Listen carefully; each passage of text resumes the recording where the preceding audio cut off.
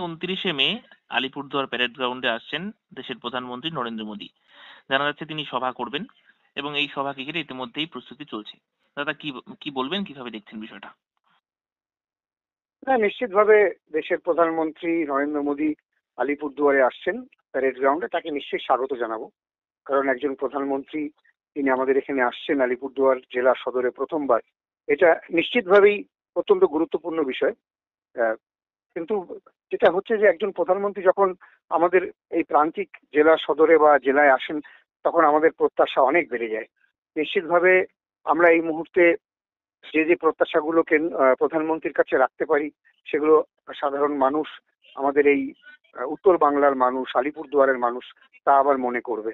দেখুন, এই মুহূর্তে ঠিক বর্ষার মরশুম, উনি যখন আসছেন তখন প্রায় বর্ষা শুরু হয়ে যাবে। আমরা প্রতি বছর বর্ষায় আমাদের উত্তর বাংলার ডুয়ার্সের একটা বিস্তীর্ণ এলাকা বন্যার আতঙ্কে ভুগি, নদী ভাঙনের আতঙ্কে ভুগি। আমি আবার সেই আমাদের সবচেয়ে গুরুত্বপূর্ণ বিষয়টাই টেনে আনতে চাই যে আমাদের এখানে নদী ভাঙনের একটা বড় যে বিপর্যয়, সেটা ঘটে ভুটান পাহাড় থেকে নেমে আসা নদীর মধ্য দিয়ে। এবং এই ভুটান পাহাড়ের নদী প্রতি বছর যে ভয়াবহ রূপ নেয় বর্ষার সময়তে, ভুটান পাহাড়ে বৃষ্টি হলে নদীতে জল বেড়ে যায় এবং যে কোনো জায়গা দিয়ে নদী প্রবাহিত হতে থাকে। এই নিয়ে দীর্ঘদিন থেকে আমাদের এই এলাকায় একটা ভুটানের সঙ্গে ভারতের যৌথ আলোচনার মধ্য দিয়ে ভারত ভুটান যৌথ নদী কমিশনের দাবি উঠেছে। ফলে আমরা নিশ্চিত আশা করব প্রধানমন্ত্রী আসলে আমাদের উত্তর বাংলার এই বানভাসী মানুষের স্থায়ী সমাধানের জন্য তিনি ভারত ভুটান যৌথ নদী কমিশন গঠনের কথা ঘোষণা করবেন।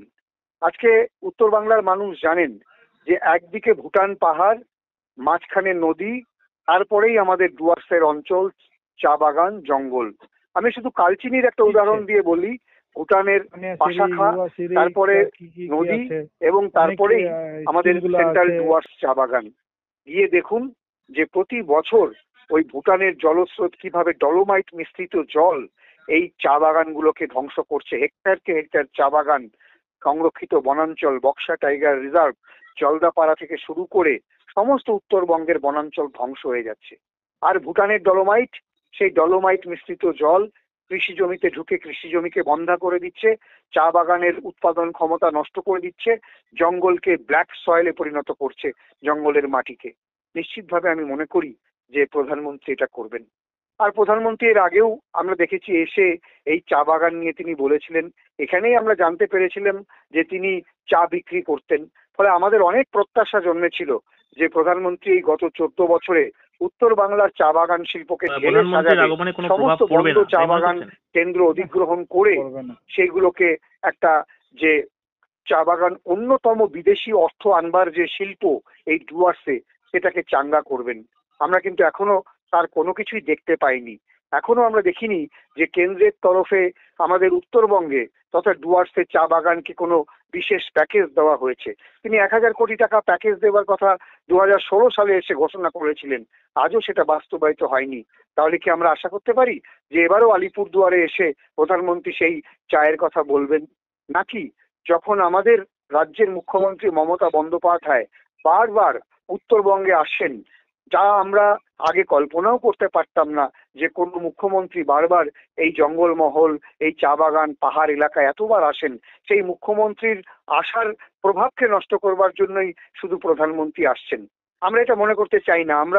আমরা পজিটিভ চিন্তা করতে চাই। প্রধানমন্ত্রী নিশ্চয়ই আসলে চা বাগানে দুঃখ দুর্দশা সমাধান করবেন। প্রধানমন্ত্রী নিশ্চয়ই আসলে এখানকার 4 লেনের রাস্তা, যে রাস্তা এখনো অব্দি আজকে বাস্তবায়িত হয়নি, যে রাস্তার কি ভয়াবহ পরিস্থিতি গোটা আলিপুরদুয়ারে, ফালাকাটা থেকে ধরে আজকে সোনাপুর থেকে, সলসলাবাড়ি থেকে বিভিন্ন এলাকায় এখনো 4 লেনের রাস্তা কমপ্লিট হলো না।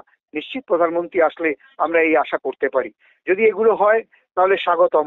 আর যদি শুধু রাজনীতির জন্য আসেন, আর যদি শুধু মিথ্যা প্রতিশ্রুতির জন্য আসেন, তাহলে তা বিচার বিবেচনা করবেন আলিপুরদুয়ারের সাধারণ মানুষ। দাদা, এতগুলো দাবি উঠছে, পাশাপাশি একটা রাজনীতিগত বিষয় আছে। 21-এ দেখেছিলাম 5-এ 5 হয়েছিল। বিজেপি বলছে এবার রাজ্যে বিজেপি ক্ষমতায় আসবে এবং এবারও আলিপুরদুয়ারে বিজেপি 5-এ 5 হবে। কি বলবেন? দেখুন, এটা রাজনৈতিক বিষয়। যে কোনো রাজনৈতিক দল তার সপক্ষে দাবি করতেই পারে, এর মধ্যে অন্যায় কিছু নেই। বাস্তব পরিস্থিতি বিশ্লেষণ সাধারণ মানুষ করবে। 2021-এও বাস্তব পরিস্থিতি বিশ্লেষণের পর রাজ্যের সার্বিক ফলাফল কি হয়েছিল সেটা আমরা সবাই দেখেছি।